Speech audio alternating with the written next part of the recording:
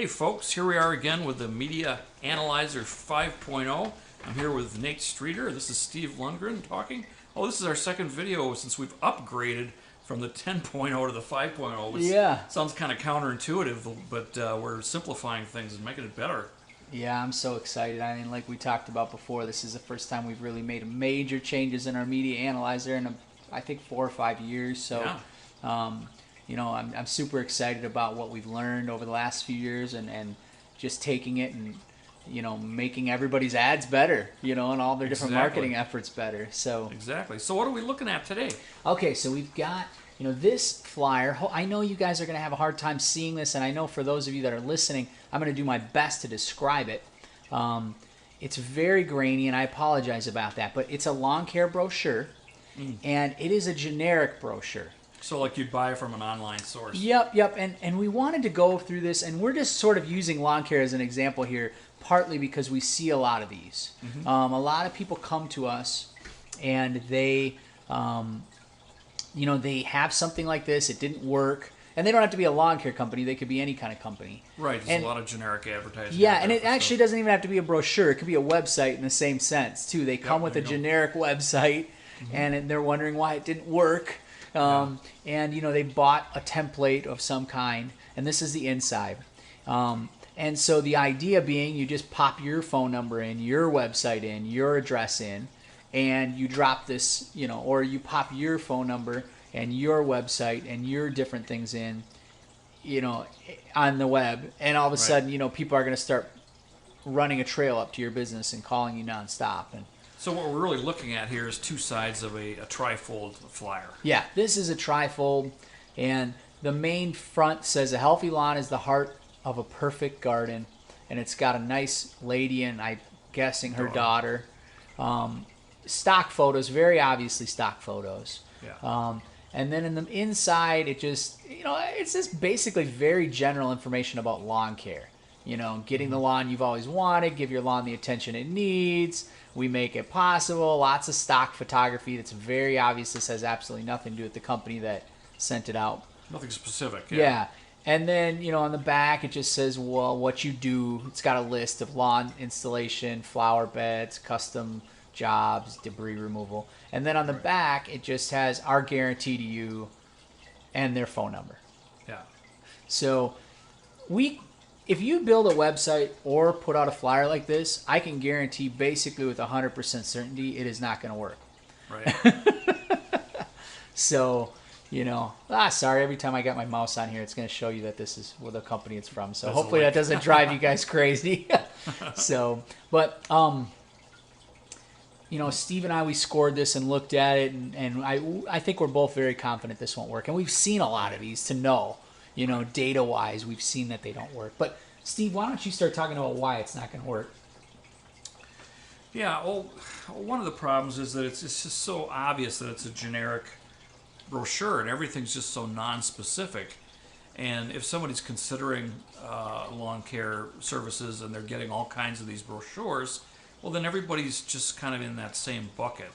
But the one that delivers a brochure that really gets into the specifics about what your company is about and tells a better story, well, that's the flyer that's going to get some attention, that's going to stand above the rest of the herd that's, you know, have just kind of picked up this sort of cheap, you know, solution to kind of put in front of you to make themselves look professional, but you just sort of, you leave yourself with that same bottom crust. I agree. And, you know, we've seen it practically. You know, I've had people come to us and say, I delivered, you know, 20,000 flyers of these last year. I've had my website up. I've been spending $500 a month, and I'm only getting 3 people who contact me every month, you know, through my website. And, you know, the thing is that strategy makes so much difference. Yeah. I mean, we have people where they did 50,000 flyers a year before. We come in, you know, we design a different flyer for them. They deliver 10,000, and they get more response than they did 50,000 with their old flyer. Right. And so does strategy and design make a difference? Huge. It makes all the difference. I mean, you know, and that's partly what, you know, I wish people would spend more energy on that. For some reason they think, especially you old timers out there. Now listen, I've been around not as long as Steve, but I've been around long enough now to know.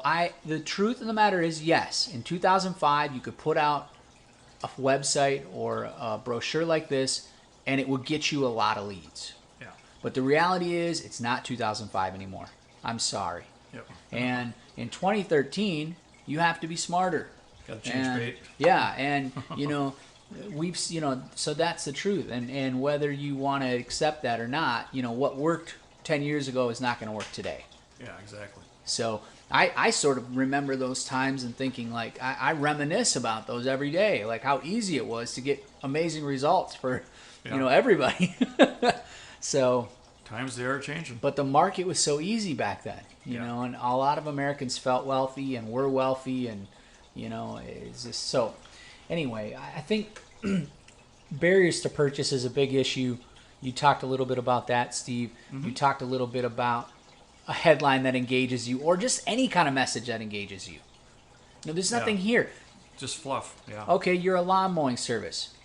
Okay, there's only about 100 other lawn mowing services in the communities you serve. Yeah. Who cares? Why should they work with you? Yeah, exactly. And, I'm not saying, I get it. You guys all use the same lawnmowers. You all use the same, all the kinds of stuff. So the USPs aren't that strong, unique selling propositions, in this specific industry. I actually love industries that don't have strong, unique selling propositions, because the reality is marketing isn't necessarily about unique selling propositions. It's about positioning you. Right. Telling a story. Tell a story, yeah. What marketing should be about is communicating something important. Talk about something, talk about the root system. Talk about find something. We usually, we don't know everything about every industry we work with. Just get, usually what's our job, Steve? Get the entrepreneur talking. Find out what they're passionate about. Figure out what it is about their company. Perhaps it's about your involvement in the community. Maybe it has nothing to do with lawn care. It's almost like that Shell's beer story about how they came back and they were advertising about how they were cleaning their beer vats, and Budweiser, of course, was mystified by this because every brewer cleans their beer vats. What are they talking about? Right. But Shell's beer got some attention doing that, and there may be something like that you sort of take for granted that that you can inform people about that can kind of get their attention. Right. I mean, let's say so perception's reality. That's really what you're talking about there. Yeah. And the reality is that, let's say you go back over the lawn twice. I don't know if this is true, but let's just kind of use this as an example. Ways, yeah. You go both ways to leave a nice pattern and to break up the lawn clippings or something, right? Right. So let's say you have a headline on your flyer that says, "Finally, a lawn service that understands quality," or something. Yeah. And you go through this, and you go through the fact that you pick up all the toys in the yard before you mow, so that you're not wrecking all the kids' stuff, and you edge everything. Yeah. Well, just like you said, Steve, perhaps every lawn care company does that. Or here's a headline: "Well, for any lawn care company that doesn't cut corners."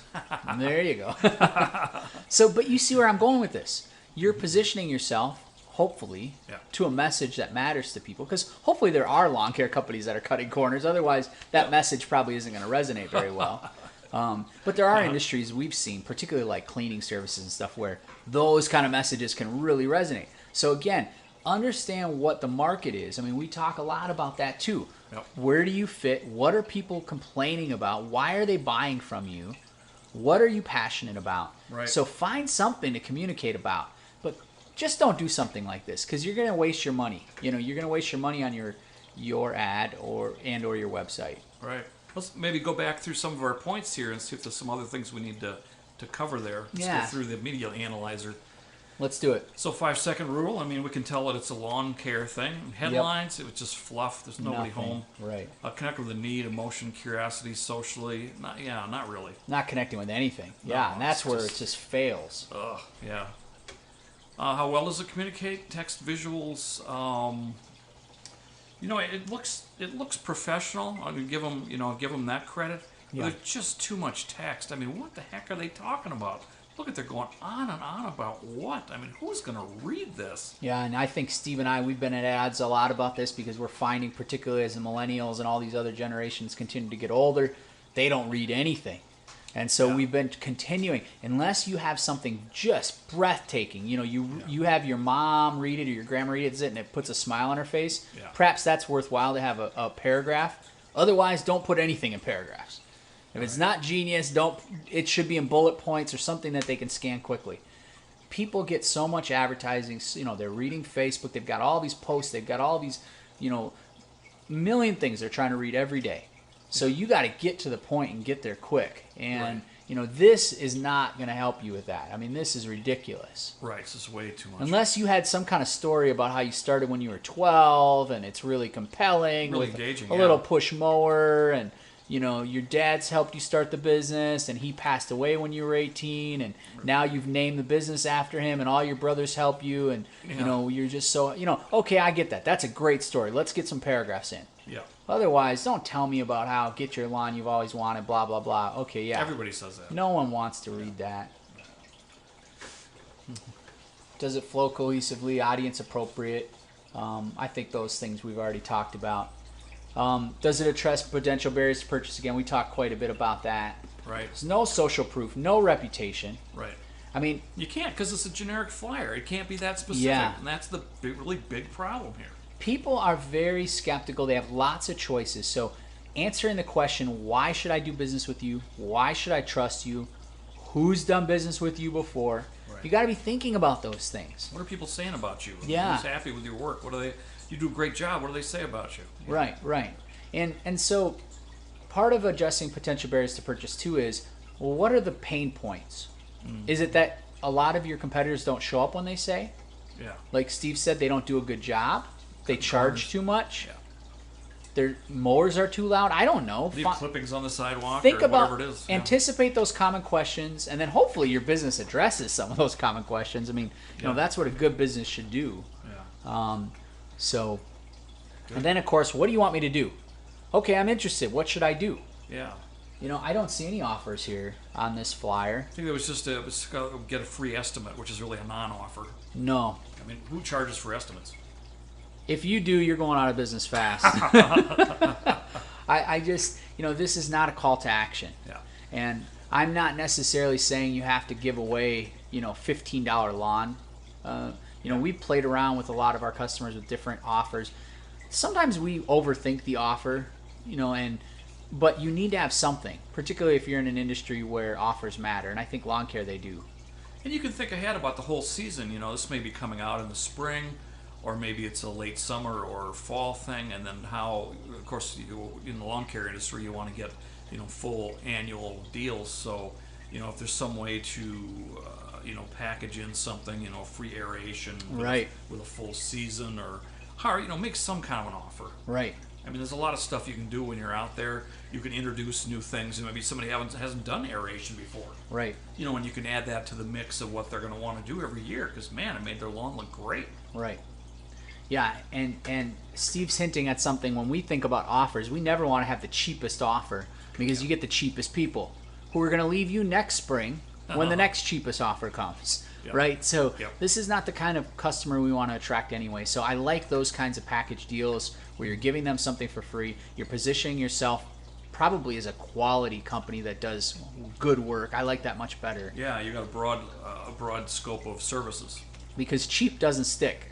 Yeah. So, all right. So let's talk about, you know, ways to connect. Again, you know, I would recommend an email, a phone. A lot of people with lawn care are going to call, but you need to know how they're going to connect with you.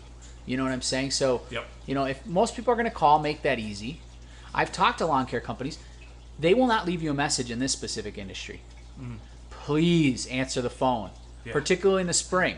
If you don't answer the phone, they are going to call the next lawn care company. Yeah. So again, you need to understand how they're going to respond, what you want. You know, you can have an email address or certainly your website here, but understand how they're going to buy from you. Yeah. And then make it as easy as you possibly can. Be responsive. Yeah. So, but okay, let's get into the response, because that's what everybody really wants to know is, Yeah. okay, you know, what happens for lawn care, you know, when you do web advertising, when you do brochures or flyers like this, you know, what kind of response are people getting? Right. What can you expect?